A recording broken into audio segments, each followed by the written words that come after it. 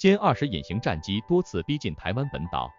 解放军战机在台海方向的战备警巡已经常态化，但对于解放军歼20隐形战斗机到底有没有参与，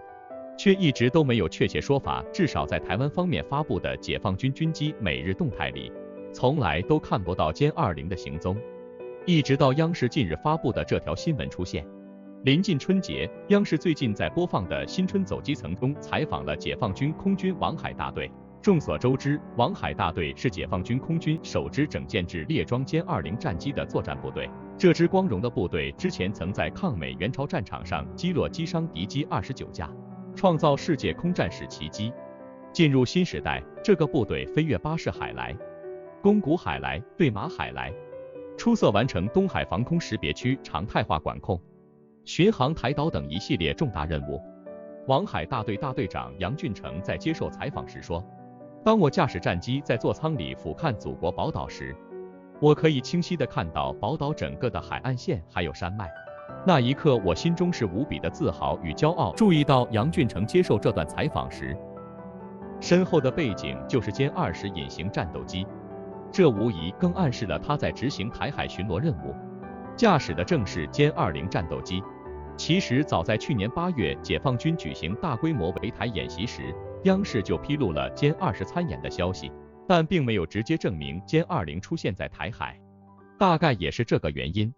台军发布的解放军军机每日动态里虽然详细到解放军参与台海巡逻的各种机型和数量，试图给外界一切尽在掌握中的印象，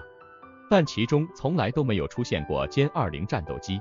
如今杨俊成的这段表态不仅证明歼20参与台海巡逻，而且已经穿过了所谓台海中线，逼近台湾本岛海岸线，而台军对此却毫无察觉。更让台湾方面恼火的是，这个消息还引起了境外媒体的关注。印度欧亚时报18日称，虽然台军定期在其推特账号上发布有关解放军空中和海上入侵的数据，但其中从来没有出现过歼20的信息。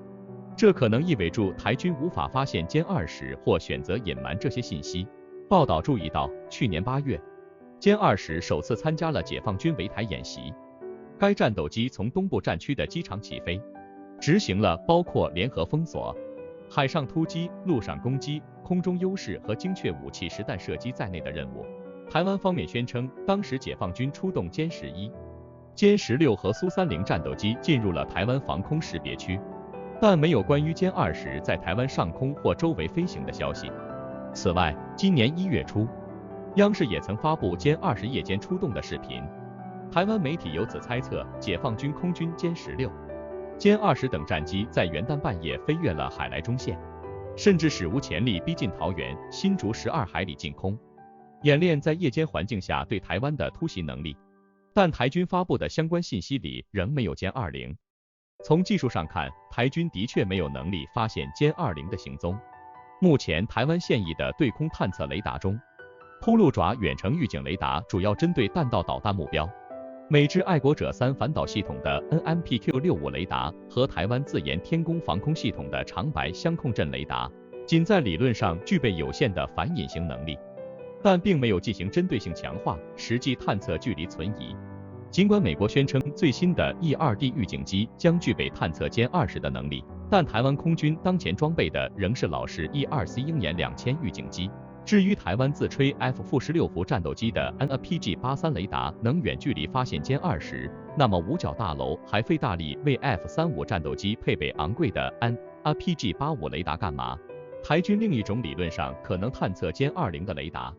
是之前部署到澎湖的无源双击反隐形雷达车。相比前面那些靠加大雷达探测功率大力出奇迹的对空雷达，这才是专业反隐形雷达。它是通过将雷达的发射机和接收机分开放置，增大探测到隐形战机回波的可能性。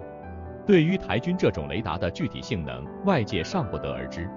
但可以肯定的是，由于台军自身没有隐形战机可供测试，因此该雷达的实际表现如何，恐怕台军自己也心里没底。更重要的问题是，随着解放军对体系化作战的日益重视，歼20隐形战斗机从来就不会单打独斗。之前美国空军披露的歼20与 F-35在东海相遇，就特意强调了解放军空警500预警机与歼20的默契配合。欧亚时报称，歼20的战场表现更类似于狙击手，将利用隐形能力躲避对手探测，并消除对方的预警机和加油机等薄弱目标。歼20很可能配备了高度复杂的数据处理和传感器系统，使它能从战斗机、无人机、预警机、卫星和电子战部队等其他友军资产获得数据。